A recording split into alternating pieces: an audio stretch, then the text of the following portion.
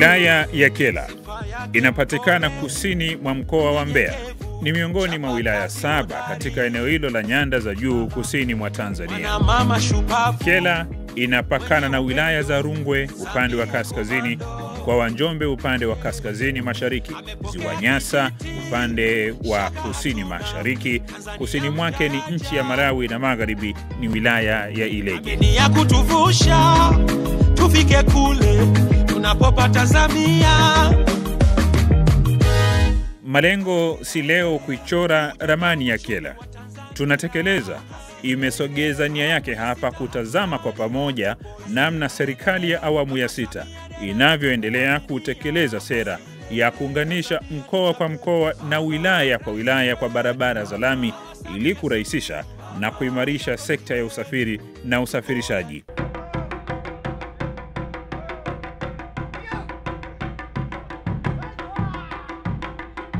Wengine wote wanaruhusiwa kupongezwa kwa hela, lakini mbunge tu MCM kamtunza hela.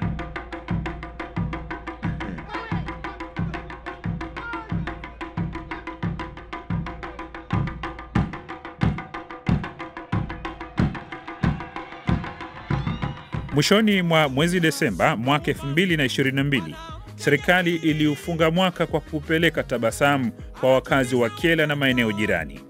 Shughuli ya utiaji saini mkataba wa ujenzi wa barabara ya Ibanda hadi Kajunjumele yenye urefu wa kilomita 22, Kajunjumele hadi Kiwira Port kilomita 6 na Kajunjumele hadi bandari ya Itungi yenye kilomita 4 limekuwa zoezi lenye matumaini makubwa. Wanakyela ndio wanakilalia kitanda hiki. Kama kina kunguni ama la, sauti zao zina mengi kutueleza. Mimi nimefurahi sana kwa hii barabara kwa sababu sisi ni tunapata uchumi wa dagaa, kuuza dagaa katika uvuvi wa ziwani. Na uendeshaji wa baskeli, tunapata uendeshaji wa baskeli, pikipiki. Tuna kama tumefurahi sana kwa kuipata hii barabara kwa sababu ilikuwa ni madimbwi kibao kama mashimo sana, kama tumefurahi vibaya sana kwa kuja hii barabara. Mimi serikali yangu naomba tu iendelee kutusaidia kwa upande kwa namna iendelee kutusaidia na iendelee kuboresha zaidi. Kama wameboresha kwa sasa hapa iendelee na kuboresha zaidi. Swala hili tumelipokea kwa moyo mkunjufu na kwa shukrani kubwa kwa Mheshimiwa Rais. Kwa sababu barabara kweli ya Ibanda Kyela mjini mpaka Kiwira, kwa kweli barabara kweli inatisha. Ilifika mahali ambapo hata wenzetu wanaotoka nje ya wilaya ya Kyela na magari yao wakikukodi, asema unaenda wapi? Naenda Kyela. Asema Kyela ile yenye barabara ambayo imejaa mashimo. Lakini kwa mradi huu uliokuja hakuna mtu atakayekataa kukodiwa kuja Kyela. Kwanza alafu kingine itaturahisishia watu badala ya kuzunguka kupitia kule Uyole kwenda Njombe kwenda wapi, watu watapita moja kwa moja kwa meli hapa hata wanaotoka Ileje. Kwa hiyo tunamshukuru Mheshimiwa Rais sana tena sana kwa hekima yake na upendo wake kwa wilaya ya Kyela. Na tunamtakia kila laheri.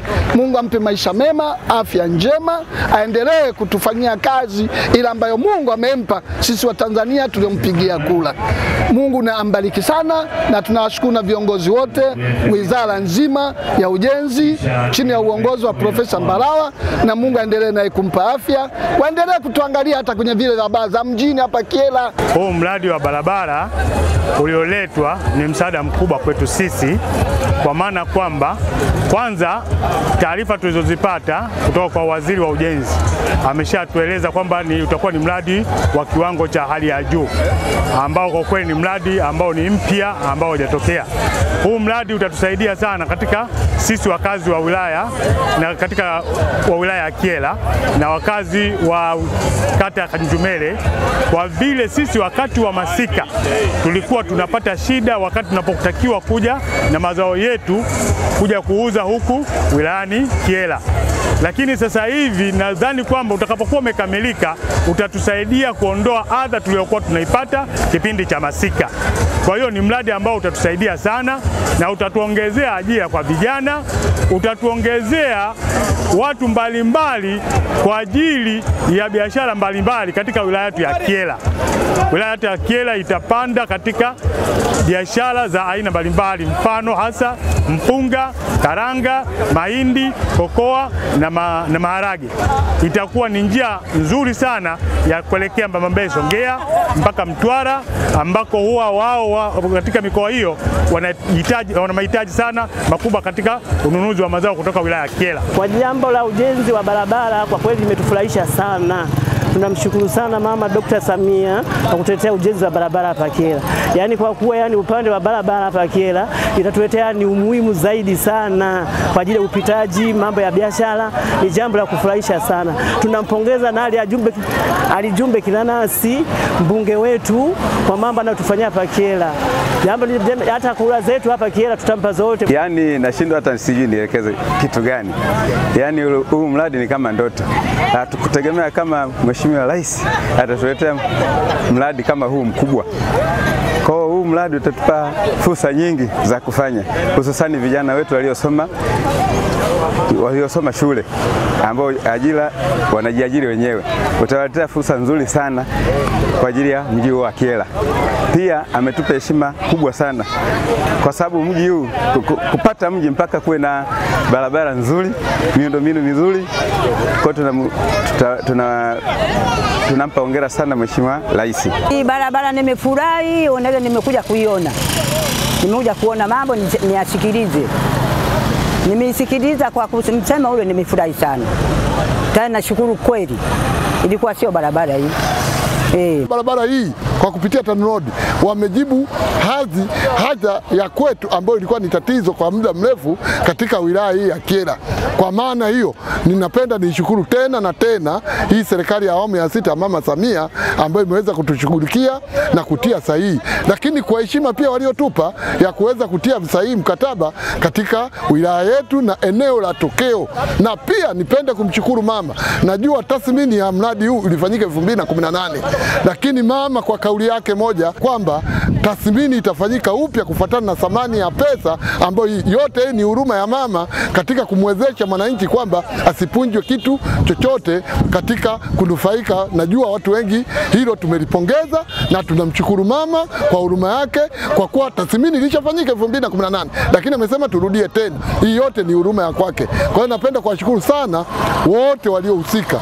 Nimshukuru yeye mwenyewe, mkuu wa mkoa, waziri, mbunge, madiwani, wenye viti wetu wa chama mkoa, wenye viti wetu wa wilaya, kamati ya siasa ya mkoa, pamoja na halmashauri na mkuu wetu wa wilaya Bwana Mlawa, Mheshimiwa mkuu wa wilaya ya Kyela. Katika haya yote napenda kuwapongeza wananchi wa Kyela kwa kazi nzuri na njema ambao nafikiri wameendelea. Nafikiri tuendelee kuchapa kazi ili barabara tufaidike. Tusiangalie tu kwa macho, tuiendeshe barabara ifanye kazi, ibebe mazao yetu mbalimbali, kwa maana tunahitajika kufanya kazi. Sisi ndio wajibu wetu kama wananchi wa Kyela. Naam, ni sauti za watu zinaonesha matumaini tele juu ya barabara hii. Kwani barabara yenyewe itajengwaje na inahusisha nini?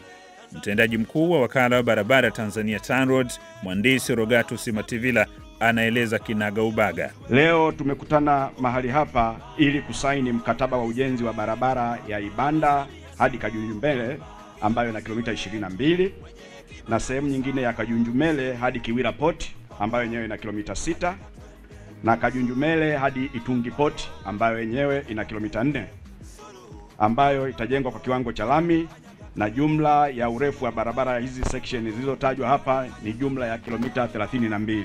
Mradi wa ujenzi wa barabara za Ibanda Kajunjumele kilomita 22, Kajunjumele Kiwira Port kilomita 6 na Kajunjumele Itungi Port kilomita 4 kwa kiwango cha lami ambazo zina jumla ya urefu wa kilomita 32 ni moja ya mikakati ya serikali kuharakisha maendeleo ya nchi kiuchumi na kijamii katika mkoa wa Mbeya, hususan wilaya ya Kyela. Uboreshaji wa mtandao wa barabara utaongeza ufanisi katika sekta ya usafiri na usafirishaji. Mheshimiwa Waziri, barabara hii ni moja ya barabara muhimu za mkoa wa Mbeya ambayo inaunganisha mkoa wa Mbeya na mikoa ya Ruvuma na Njombe kupitia Ziwa Nyasa katika bandari za Itungi, Kiwira na Mbamba Bay. Aidha, barabara hii inaunganisha mpaka Mtwara ambako kuna bandari. Kwa hiyo ikijengwa hii itakuwa imeunganisha sasa kupitia Ziwa Nyasa, itakuwa imeunganisha Songea hadi Mtwara kule bandarini.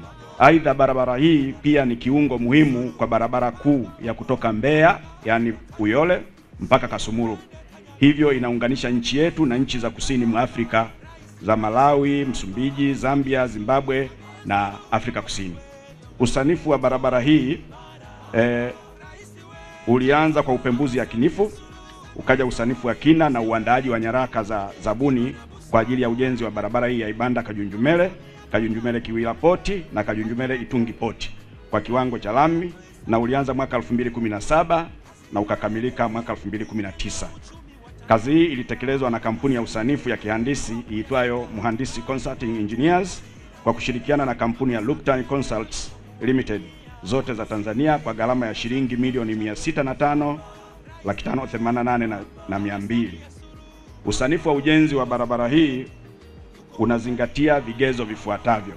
Tabaka la chini, yani la msingi au subbase, litajengwa kwa kifusi changarawe kilichochanganywa na saruji, yani C1 yenye unene wa milimita 200. Tabaka la juu la msingi, base course, litajengwa kwa kutumia mwamba uliosagwa, yani crushed rock au CRR yenye unene wa milimita 150. Tabaka la mwisho, yani wearing course, ile sehemu ya juu ambayo sasa magari yanatumia, litajengwa kwa lami nzito na ya kisasa inayoitwa Superpave SP 12 ambayo inaitwa Superpave SP 12.5 yenye unene wa milimita 50 kwa kipande cha Ibanda hadi Kajunjumele ambayo ni kilomita 22, na Kajunjumele hadi Kiwira Port itajengwa AC, yani nayo ni lami ya kupika iliyochanganywa na kokoto, asphalt concrete 20 ambayo ndio wearing course kwa kipande cha Kajunjumele hadi Itungi Port, hiyo ina kilomita 4. Na upana wa barabara utakuwa ni mita 7 ambapo kutakuwa na mabega yenye upana wa mita 2 kila upande, ambapo kwa maeneo ya mji ya mijini kwenye makazi kutakuwa na njia za waenda kwa miguu, yani pedestrian walkways zenye upana wa mita 2, na barabara za pembeni service roads zitakuwa na upana wa mita 3. Kwa hiyo Mheshimiwa Waziri, utaona kwamba hii barabara itakuwa ni ya kisasa kabisa na yenye kupendeza na kupita sehemu za mijini. Mheshimiwa Waziri, kutakuwa na ujenzi pia wa makalavati madogo, yani pipe culverts, na makalavati mengine makubwa ambayo tunaita box culverts. Lakini zitawekwa alama za barabarani, yani road marking and road marking signs, na taa za barabarani zitawekwa, street lights.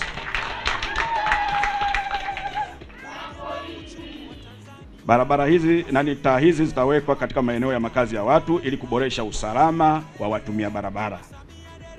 Mradi huu utajengwa kwa gharama ya shilingi bilioni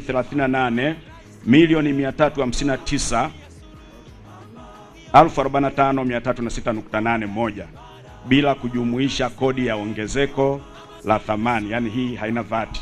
VAT yake kama tungejumuisha ingekuwa ni ya shilingi bilioni 6,692,717,755.23, lakini kodi hii imesamehewa na serikali. Muda wa utekelezaji wa mradi huu Mheshimiwa Waziri utakuwa ni miezi 24, yani miaka 2, na baada ya kukamilisha kutakuwa na kuangalia kama kuna defects, yani kama kuna uharibifu wote unaojitokeza ambao itabidi mkandarasi au rekebishe. Uangalizi huo utakuwa ni wa miezi 12, yani mwaka mmoja. Mheshimiwa Waziri, mwisho napenda kuchukua nafasi hii kutoa shukrani za dhati kwa serikali yetu kwa kutoa fedha za ujenzi wa barabara hii. Wakala wa barabara tutasimamia utekelezaji wa mradi huu na kuhakikisha kuwa unazingatia viwango vya kitaalamu na unakamilika kwa wakati kama ilivyopangwa. Aidha, ninamsisitizia pia mkandarasi ambaye tutasaini naye mkataba hapa kufanya kazi yake kwa weledi wa hali ya juu ili kazi zikamilike ndani ya muda kwa kiwango na gharama zilizokubalika, na sisi tukimsimamia kwa karibu. Kila kazi na wenyewe. Ali Jumbe Mlagila ni mbunge wa Kyela. Pamoja naye ni mwenyekiti wa Chama cha Mapinduzi mkoa wa Mbeya, Stephen Mwakajumilo. Wanaamini moyo usiokuwa na shukrani ukausha neema zote.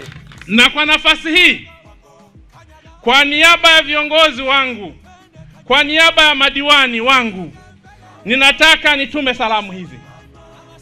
Na hizi salamu haziendi kwa mtu mwingine, bali ni kwa yule mbarikiwa sana, naye sio mwingine, anaitwa Dr. Samia Suluhu Hassan. Hatuoni aibu kuonyesha kwamba huyu ndio rais wangu. Ndio.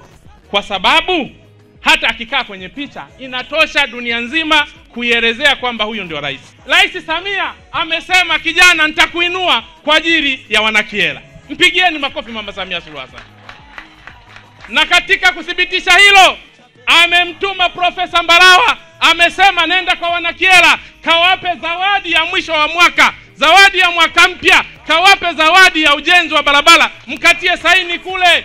Ni kwa sababu Samia Suluhu Hassan anaipenda Kyela, na cha kumlipa Samia Suluhu Hassan mnakijua wanakyela. Malipo ya Samia Suluhu Hassan wanakyela mnayajua, na mmeshaniahidi kwamba sisi, iwe usiku iwe mvua, kuche kusiche, dunia ishe, tunaenda na nani? Piga makofi kwa Samia Suluhu Hassan. Niko tayari kumpigia magoti mtu yoyote ambaye atailetea maendeleo Kyela. Na mimi nataka niwaambie, mlango wa Samia Suluhu Hassan kwangu uko wazi. Gopenengu ike gole penengu. Ndio anamalizia hilo, na hilo si tafsiri, nitabaki hivyo hivyo. Gopenengu ike gole. Ninyi ni mashahidi. Leo hii kutoka kituo cha afya kimoja, mheshimiwa, leo tunazungumzia vituo vya afya ambavyo vinakamilika vipya 5. Padogo hapo wanakyela. Makofi jamani. Hivi. CCM oye.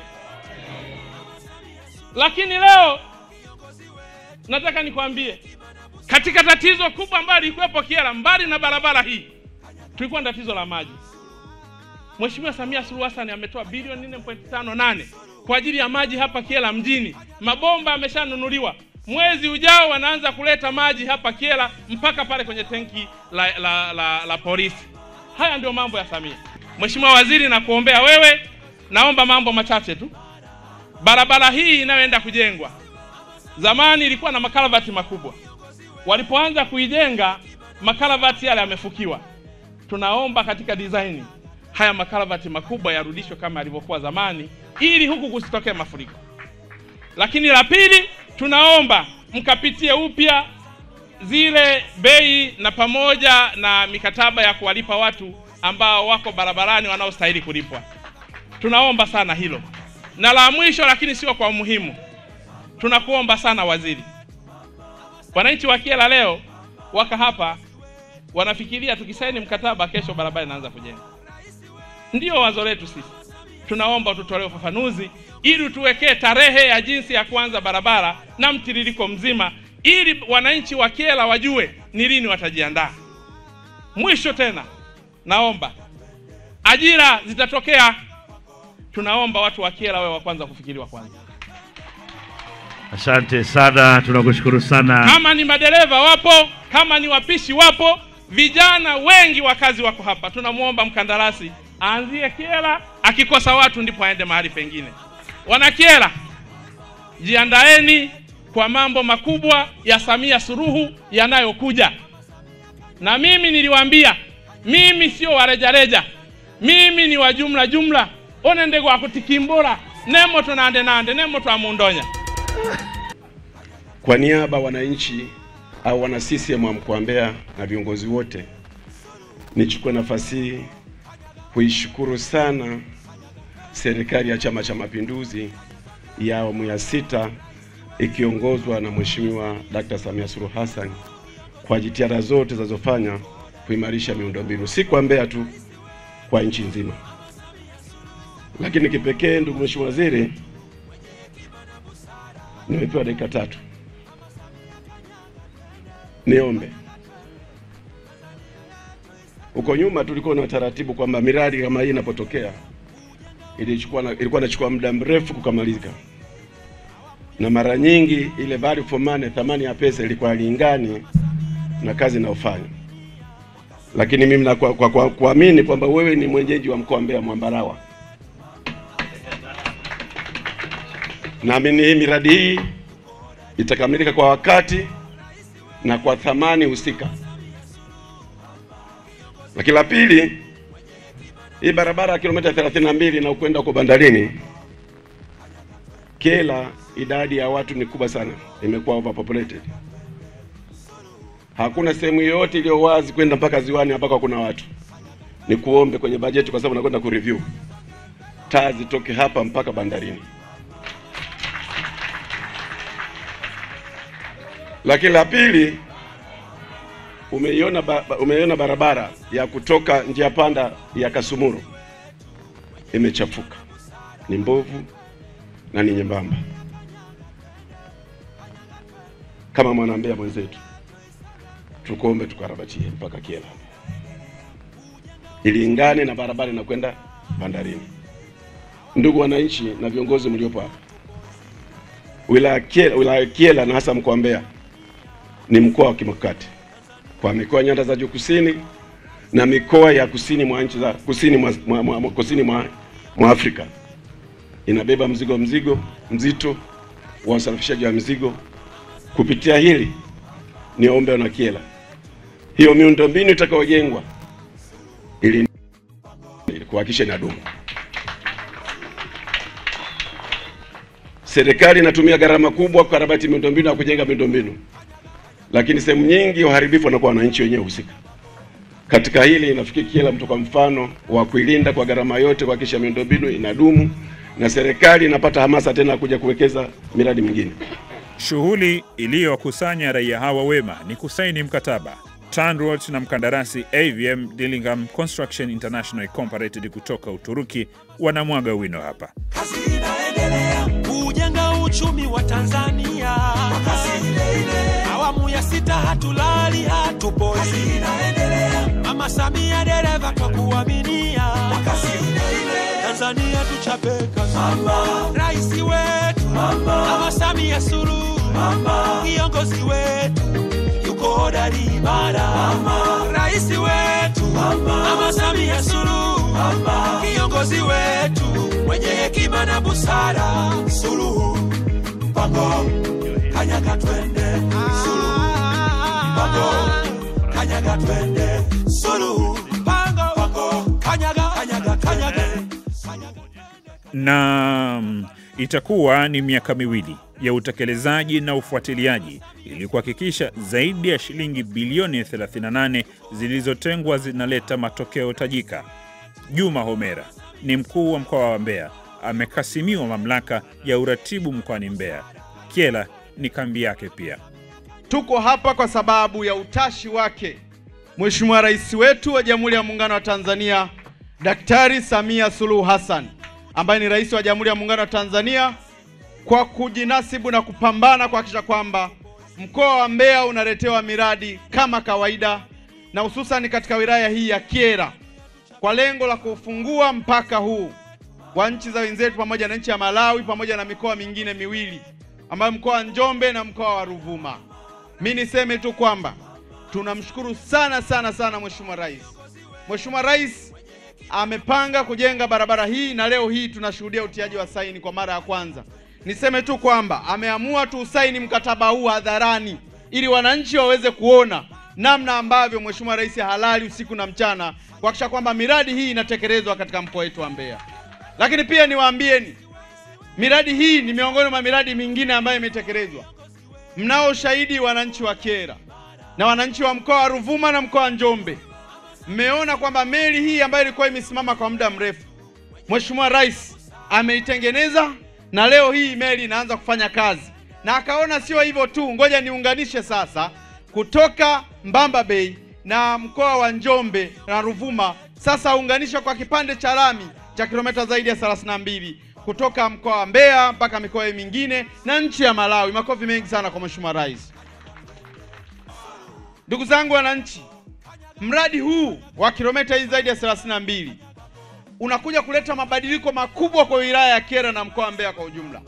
Tunayo makaa ya mawe ambayo tunasafirisha leo hii kutoka kwa ndugu yangu Kasegenya ambaye mbunge wa Ileje, tukiunganisha na makaa ya mawe ambayo yaliyoko wilaya ya Kyela pamoja na Mbamba Bay kule.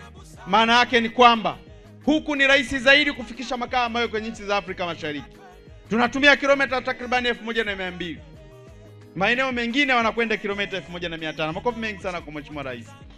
Lakini pia niwashukuru sana wanaKyela kwa uvumilivu na mapenzi yenu mema kwa Mheshimiwa Rais. Mmevumilia huu mradi na leo hii mmepewa huu mradi. Na niwahakikishie kwamba sisi kama wananchi wa Kyela pamoja na viongozi sisi sote, Mheshimiwa Waziri, huu mradi tutaupenda, tutaulinda na tutahakikisha kwamba mkandarasi tunampa ushirikiano kwa asilimia zaidi ya 100. Lakini pia Mheshimiwa Waziri, Mheshimiwa Rais kwa kazi kubwa ambayo ameifanya kwa wilaya hii ya Kyela, leo hii tunashuhudia ruti za meli zimeanza, na niwaambieni tu kwamba niwape salamu kwamba makaa ya mawe yanasafirisha kupitia meli yetu ya MV Mbeya 2 na MV Ruvuma, MV Njombe. Lakini pia safari za meli zinaendelea kama kawaida. Tunatoa mizigo yetu kutoka hapa kuelekea mpaka Malawi na kadhalika, na ruti za Malawi zinaanza rasmi kupeleka mizigo. Maana yake ni kwamba Mheshimiwa Rais ametoa maelekezo kwamba meli hizi badala ya kupaki hapo bandarini Kiwila, sasa zifanye kazi ya kusafirisha bidhaa mbalimbali kutoa maeneo mbalimbali ya Tanzania na kupeleka maeneo ya nchi jirani, lakini pia kutoa mizigo bandari ya Bamba Bay pamoja na bandari kule Njombe tuweze kupeleka maeneo mbalimbali. Kwa hiyo mimi niseme tu kwamba tunamshukuru sana sana sana Mheshimiwa Rais na wewe Mheshimiwa Waziri kwa usimamizi imara. Lakini mwisho kabisa niseme Mheshimiwa Waziri wetu wa Ujenzi, mimi nitoe shukrani za dhati sana kwako. Huu mkataba leo hii tunakuja kuusaini hapa ni baada ya kupokea maelekezo kutoka kwa Mheshimiwa Rais. Sasa miradi yote isainiwe hadharani ili watu wasiokuwa na macho waweze kuona, ambao wanajiona hawaoni basi waweze kuona, wale ambao wanaona kwamba wasikii waweze kusikia, wale ambao hawawezi kugusa basi waweze kugusa kwa mikono yao. Leo hii tumeona mikataba imesainiwa hapa. Sisi tunasema dhana ya kazi iendelee, ndio hii ambayo leo hii tunaishuhudia hapa. Waziri wa Ujenzi na Uchukuzi Profesa Makame Mbarawa ni mgeni rasmi aliyefika Kyela kutia chachu ya shughuli hii muhimu. Yeye anao mkeka wa faida lukuki za ujenzi huu, pia maelekezo mahususi. Tulifanya ziara kutembelea mkoa wa Mbeya, na moja kati ya hapo tulifika hapa kwenye wilaya ya Kyela. Tulipokuwa pale, Mheshimiwa mbunge alisimama na kuomba mambo mengi. Jambo moja kati ya hilo ilikuwa ni ujenzi wa barabara hii. Mheshimiwa mbunge aliendelea kuomba barabara kwa ajili ya taa mbalimbali, kuomba taa kwa ajili ya barabara mbalimbali kwenye maeneo ya jimbo lake. Mheshimiwa Rais alinipa heshima mimi kuongea na wananchi siku ile, na alinitaka nitoe ahadi mbele ya wananchi wa Kyela kwamba barabara hii tunakwenda kuijenga kwa kiwango cha lami. Nani kama Samia? Nani kama rais wetu?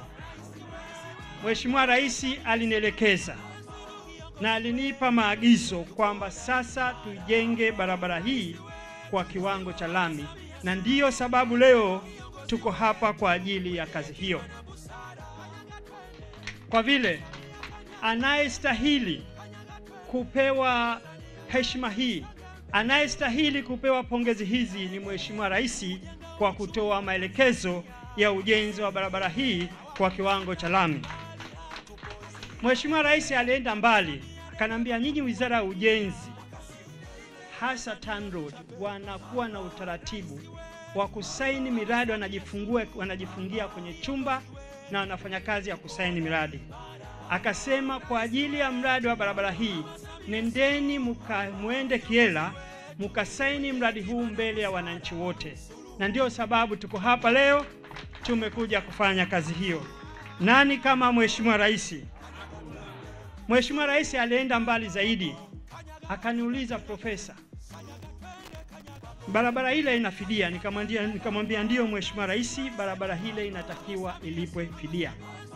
Akaniuliza tathmini ilifanyika lini? Nikamwambia Mheshimiwa Rais, tathmini ilifanyika mwaka 2018. Akaniuliza tena, Mheshimiwa Rais, leo ni mwaka gani? Nikamwambia Mheshimiwa Rais, sasa ni 2022. Tathmini hiyo sasa imeshapitwa kwa wakati. Mheshimiwa Rais ameelekeza kwamba tufanye mapitio upya kwa ajili ya kufanya tathmini ya barabara hii kwa mujibu wa sheria kanuni na taratibu zote. Nani kama Mheshimiwa Rais? Nani kama Mheshimiwa Rais? Mheshimiwa Rais alienda mbele zaidi, akasema, Profesa Mbarawa, umekuwa ukijenga barabara maeneo mbalimbali, lakini barabara hiyo mnaokwenda ijenga ninataka iwe barabara ya mfano. Tunataka barabara ijengwe kwa teknolojia ya kisasa. Kwa hivyo Mheshimiwa Rais alielekeza kwamba barabara hii sasa ijengwe kwa teknolojia kutumia super pave, sio zile teknolojia tulizozoea za double surfacing. Huyu ndio Mheshimiwa Rais ambaye tunamjua sisi akisema na tenda. Mheshimiwa Rais mwisho alisema, hakikisha kwamba unampata mkandarasi mwenye viwango. Mkandarasi huyu baada ya kuomba, nilitoa timu ya wataalamu kwenda Uturuki kujiridhisha kama kweli ana uwezo wa kujenga barabara hii. Na pasipo shaka mkandarasi huyu tumejiridhisha kwamba ana uwezo wa kusimamia na ana uwezo mkubwa wa kujenga barabara hii kwa kutumia teknolojia hiyo ya super pave. Ombi langu kwa TANROADS, mkandarasi ana uwezo, lakini tumsimamie ipasavyo ili tupate value for money. Kila laherini wanakyela mnapokwenda kushuhudia nguvu ya miundombinu kwa maendeleo yenu, na mjawe wivu mkuu kuitunza ili kufikia malengo kusudiwa.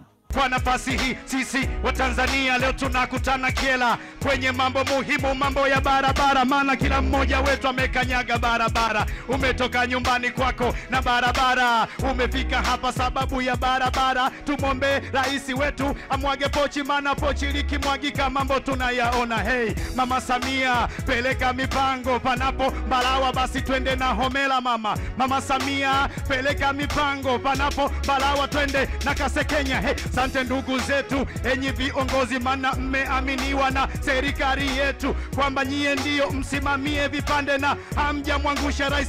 Mnapambana usiku na mchana, amkai ofisini, iwe mvua jua, mambo yanasonga. Hii inaonekana Tanzania iko imara, maana tumepata jemedari Rais Samia. We Mama Samia, tunasema asante kama wana Kyela kwa kutupa hii miradi, maana itatunganisha na marafiki zetu, hata majirani zetu atafika kiurahisi. Kutoka kule Ruvuma yani Songea mpaka na Mtwara watapita ziwa Nyasa, barabara zikikamilika mambo bam bam. Asante kina nasi kwa connection, unapiga magoti design kaunalia, kumbe unataka mambo yaweze kusonga. Hayo ndiyo mambo Kyela tunayoyataka, umetuwakilisha wenyewe, tumesimama. Asante mwenyekiti mpya Wakajumiro, ni juzi tumekupata, umesimama hapa, umeweka mambo sawa, umemkumbusha waziri barabara zetu. We asante sana, we mkuu wa mkoa, upiga mwingi kwenye kipande chako, kila kunapokucha wilaya zote unakanyaga, hata zile ambazo zilikuwa ni ngumu.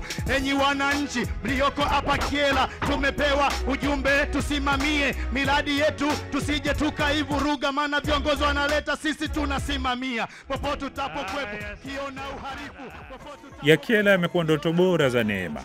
Tukaribie mkoani Njombe, na mwendo wetu unatupeleka hadi magharibi mwa mkoa huo, ni wilayani Makete, miongoni mwa wilaya 6 za mkoa huu ulioko pia nyanda za juu kusini mwa Tanzania. Makete ilianzishwa mwaka 1979 na ina utajiri wa hali ya hewa baridi. Upokea wastani wa milimita 1500 hadi 2800 kwa mwaka za mvua upande wa milimani. Tunatekeleza inalo jambo hapa baada ya kushuhudia hafla ya utiaji saini ujenzi wa barabara ya Isonje Kikondo hadi Makete kilomita 96.2, sehemu ya Kitulo hadi Nio kilomita 36 inayojengwa kwa kiwango cha lami. Hali ya hewa ya ukungu, milima yenye panda shuka, tope jekundu lenye utelezi vimekuwa kitendawili kilichokosa majibu kwa muda mrefu kwa wasafiri watakao mwendo wa Makete hadi Mbeya bila kuzunguka Makambako. Festo Sanga ni mbunge mwenyeji hapa Makete. Makete safi. CCM juu. Samia juu. Samia juu. Mheshimiwa mkuu wa mkoa, Mheshimiwa waziri, mimi niseme leo ndo siku aliyoichagua Bwana. Leo ndo ile siku aliyoichukua Bwana kwa wana Makete kuona tumaini jipya kwa ajili ya barabara yao ya kwenda Mbeya. Mimi kama mbunge wa jimbo la Makete leo nina furaha kupita kiasi. Kwa nini nina furaha, Mheshimiwa Waziri? Nilipoamua kugombea ubunge wa jimbo la Makete, nilipita safari ya kutokea Mbeya kuja huku kwa sababu mimi nimesoma Mbeya. Niliona changamoto ya barabara na kwa sababu mimi nimezaliwa hapa najua barabara hii ilivyo. Mheshimiwa Waziri, 2020 Rais aliyoko madarakani mama yetu Samia Suluhu Hassan alikuwa mgombea mwenza wakati wa uchaguzi mkuu. Alikuja Makete kuniombea kura mimi na kuombea kura Chama cha Mapinduzi. Alipofika Makete tulikuwa tumekaa kama tulivyokaa hivi. Akaniita, akaniambia, mwanangu njoo. Nikaenda nikakaa naye karibu.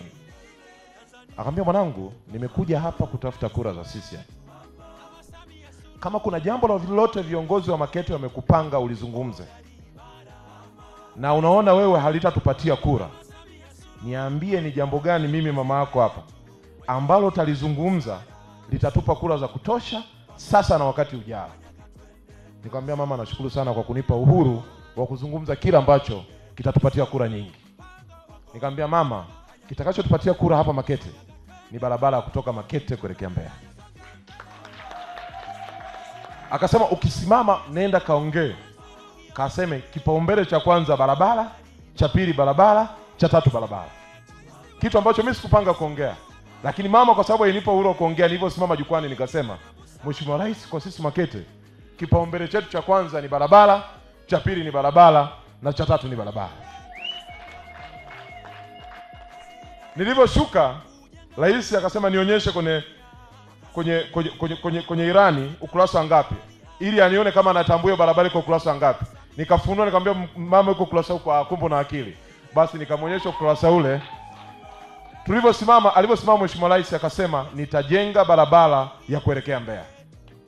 Leo hii ninasimama hapa nikiwa nina furaha kwa sababu Mheshimiwa Rais anaenda kutimiza lile ambalo aliwaahidi wana Makete, na sisi kama Chama cha Mapinduzi tuliwaahidi wananchi wa Makete. Makete oye! Alipokuja juzi kwenye ziara pamoja na Profesa Mbalawa akawaambia wana Makete kwamba tutajenga barabara kuelekea Mbeya.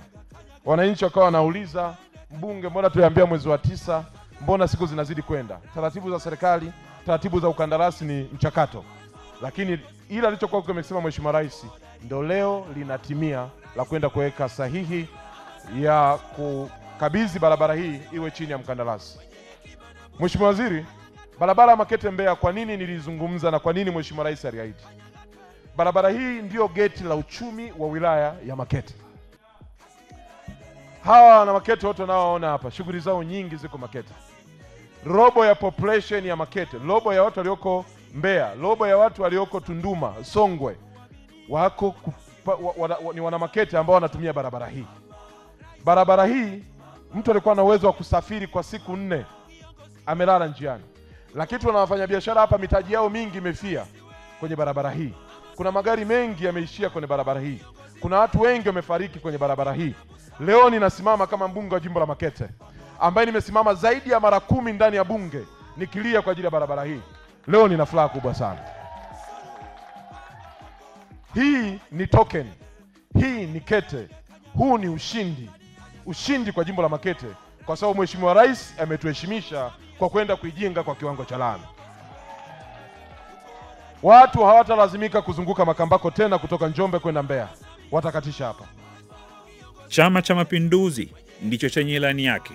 Deo Sanga maarufu Jaa People ni mwenyekiti wa CCM mkoa wa Mbeya. Pia ni mbunge wa Makambako. Anafahamu umuhimu wa umuhimu wa matrilioni na mabilioni ya pesa za maendeleo mkoani kwake. Nianze sana kwa kumshukuru Mungu kwamba hayawi sasa yamekuwa hayawi sasa Mheshimiwa mkuu wa mkoa na waziri, mlikuja hapa mwezi wa 8. Mwezi wa ngapi?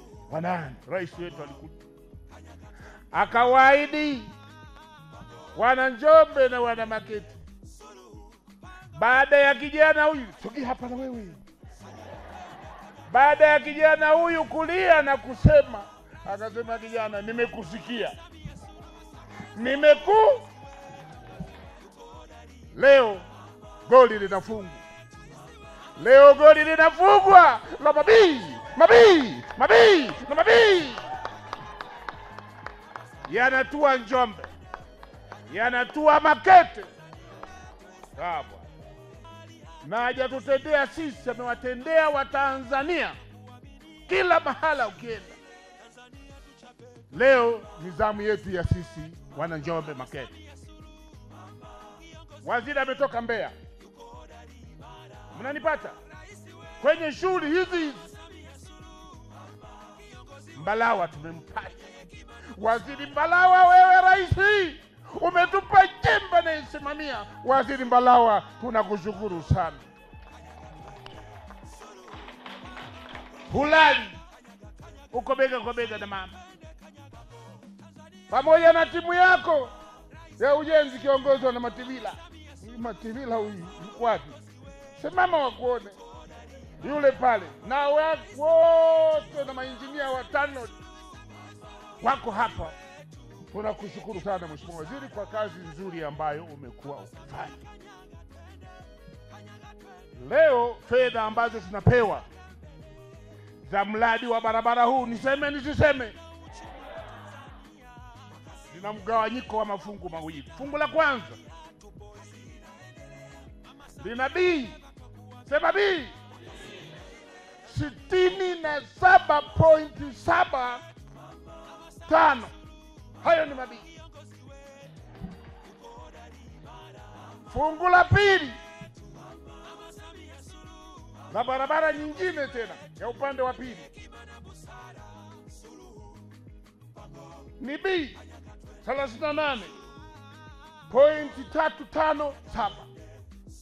Ukijumlisha zote ni B 108.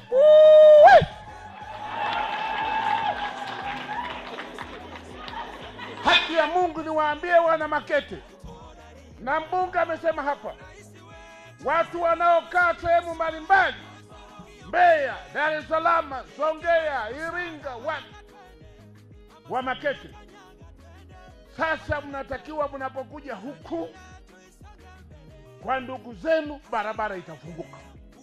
Ukiingilia huku natokea Mbeya, ukiingilia huku natokea hapo na Songea. Jamani, tunatakiwa sisi wa Makete, haki ya Mungu, 2024 tusipoteze mitaa, kijiji, kitongoji hata kimoja. Tunaelewana? Na 25 tunaanza na bosi. Tunaanza na nani? Na bosi. Tunaanza na Mama Samia Dokta, kumpa kura za kishindo. Heshima aliyotupa ni kubwa sana. Njombe na Makete vina fahari nyingi kujivunia. Kuja kwa barabara hii kuna mengi kusimulia. Huyu hapa Anthony Mtaka, mkuu wa mkoa wa Njombe. Hii ni barabara ya Kipengele kwenda Rupira. Mheshimiwa Waziri, mambo mawili makubwa ambayo ningehitaji Watanzania wanaofuatia tukio hili wafahamu. Kwanza, tafsiri ya barabara hii ya Kituro kwenda Inuo. Mheshimiwa Waziri, barabara hii itakapokamilika, Mheshimiwa Rais alipokuja hapa kwenye ziara alizungumzia swala la Royal Tour, lakini akazungumza kwamba version ya pili ya Royal Tour itakuwa ni hidden Tanzania. Maeneo ambayo hayafahamiki yatafahamika kwenye version ya pili ya Royal Tour. Ni maeneo gani ambayo hayafahamiki? Watanzania wengi hawajui kwamba hifadhi ya taifa ya Kituro ndio hifadhi pekee Tanzania na kwenye ukanda wetu wa Afrika ambayo ni hifadhi maalum na mahususi kwa aina tofauti tofauti za maua. Lakini ni hifadhi ambayo inao ndege wanaokuja Kituro Tanzania na wanaenda Ulaya, kama tunavyoona nyumbu wanaokuja Tanzania lakini wanaenda upande wa Kenya. Kwa hiyo kwenye ile Hidden Tanzania program ya pili ya Royal Tour ni hifadhi yetu ya Kituro. Hifadhi ya Kituro imedorora kwa muda mrefu kwa sababu ya kutofikika kwa miundombinu yake. Barabara ambayo itasainiwa leo maana yake ni moja tu. Sasa Watanzania wana uhuru wa kwenda Kituro National Park kama wanavyoenda kwenye hifadhi zingine za taifa. Kwa hiyo una uwezo wa kushukia uwanja wa ndege wa Mbeya ukaingia Kituro kwa kutokea Mbeya. Una uwezo wa kuingia Kituro kwa kutokea Njombe. Una uwezo wa kuingia Kituro kwa kutokea Makete. Barabara hii inaenda kukuza sekta ya utalii kwenye hifadhi ya Kituro ambayo ni hifadhi ya taifa iliyoko ndani ya mkoa wa Njombe, na tunaamini kwamba itaongeza sana mapato ya serikali baada ya barabara hii kuweza kukamilika. Kwa ni barabara ya kimkakati pamoja na shughuli zote za kiuchumi za kuunganisha mkoa wa Njombe na mkoa wa Mbeya, lakini kwetu sisi ni barabara mahususi ambayo inaenda kuhuisha hifadhi ya taifa ya Kituro. Mheshimiwa Waziri, eneo la pili ambalo ningependa kwenye hadhara hii walifahamu, mkoa wa Njombe tunao mradi wetu wa makaa ya mawe kule kwenye Mchuchuma na Liganga. Injinia Mativila atapata nafasi ya kuja kuzungumza hapa. Tuliongea wakati wa ziara Mheshimiwa Rais, na tayari Mheshimiwa Rais kupitia wizara yako ameridhia wilaya TANROADS mkoa wa Njombe wapewe zile pesa bilioni 5 kama bilioni 6 kwa ajili ya kukata mlima wa Kimerembe ambao ulikuwa ni kikwazo kikubwa cha utekelezaji wa mradi wa makaa ya mawe kule Mchuchuma na Liganga. Ataizungumza vizuri Injinia Mativila, na sisi tunashukuru sana kwa sababu barabara hile ambayo inaenda kukatwa, mlima ule unaenda kukatwa, utawezesha mkoa wa Njombe kuweza kufanya biashara ya makaa ya mawe kama walivyo wenzetu wa mkoa wa Ruvuma. Ni kilomita zaidi ya 96 za nguvu. Sauti ya mtendaji mkuu wa wakala wa barabara Tanzania TANROADS, Mhandisi Rogatus Mativila, inahanikiza uchakataji hadi kuelekea utekelezaji wa mradi huu adhimu. Vile viazi mviringo, viazi vya chipsi, ngano, mbao na mazao mengine yatajipata kwenye nafuu kubwa barabara hii ikikamilika.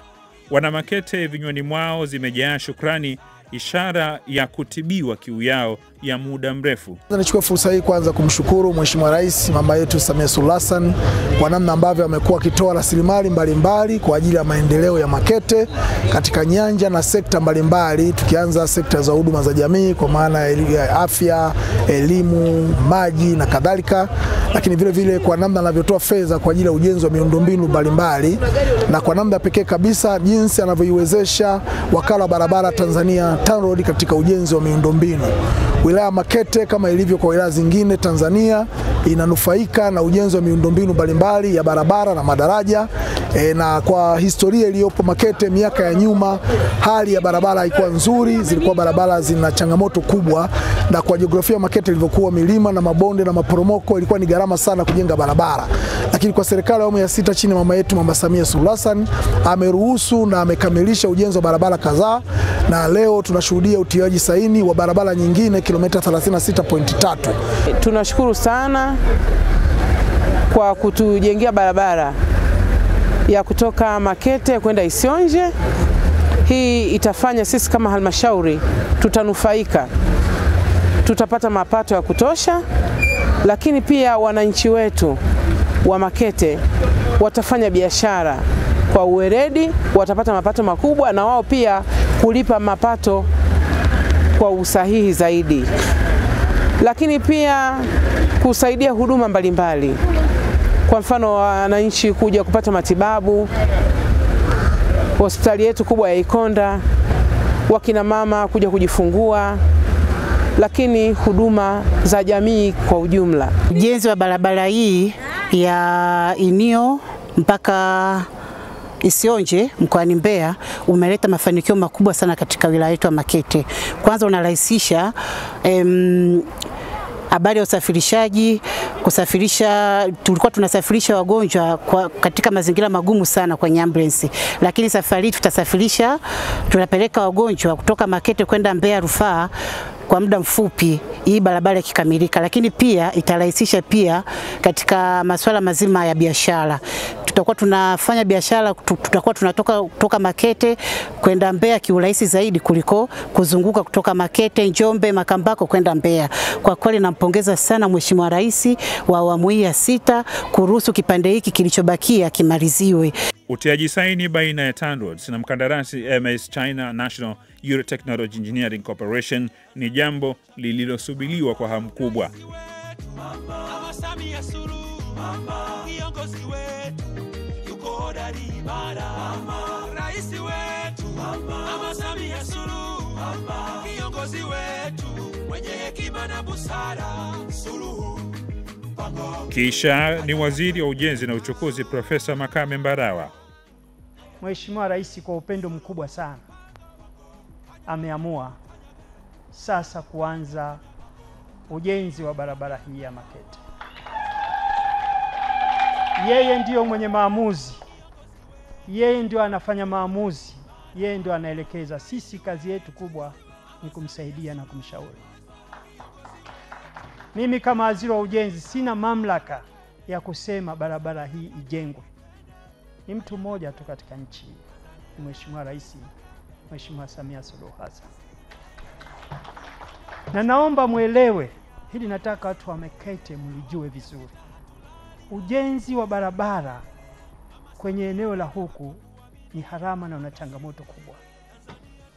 Nyinyi mashahidi na mnajua. Na nitawapa data ambazo hizo zitaeleza kama ujenzi wa barabara kwenye maeneo ya huku na changamoto kubwa. Jana tulikuwa Kiela tunaenda kujenga barabara yenye urefu wa kilomita 32.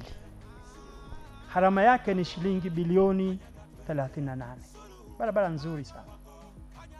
Hapa Makete tunajenga barabara hii kilomita 36.3. Tofauti ni kilomita ngapi? 4. Lakini harama yake ni shilingi bilioni 69. Bilioni 69. Mnaona sasa. Tofauti ni kilomita ngapi? 4. Kwa sababu eneo hili lina changamoto kubwa ujenzi wa barabara. Na yote haya nilimweleza Mheshimiwa Rais. Mheshimiwa Rais naenda kujenga barabara kule bei yake ni hali. Mheshimiwa Rais akasema, mimi ninawapenda sana watu wa Makete. Waziri, nenda kawajengee watu wa Makete barabara waliomba. Nenda kawajengee, akarejea maeneo, nenda kawajengee barabara watu wa Makete barabara waliomba na ijenge kwa viwango vizuri na vya kisasa. Nataka hilo mlijue. Angaliweza ukataa, angalisema kwamba barabara ya Makete ni hali. Kwa nini kule mnajenga bei hii, huku mnajenga mara 2? Lakini Mheshimiwa Rais akasema, nendeni mkafanye hiyo kazi. Itakuwa ni shughuli ya miezi 36. Ni kindumbwendumbwe kuyakamilisha malengo mahususi na matamanio ya wananchi. Mama aliwaahidi wanawe na sasa ametekeleza. Rais Samia aliletewa changamoto na tayari amepeleka suluhu. Kinachofuata ni kumlipa kwa kazi bora yenye viwango ili kauli mbiu ya kazi iendelee, ionekane machoni mwa wananchi wake. Tunatekeleza. Inawatakieni kila la heri. Rais wetu, Mama Samia Suluhu, kiongozi wetu, yuko hodari imara. Rais wetu, Mama Samia Suluhu, kiongozi wetu, mwenye hekima na busara.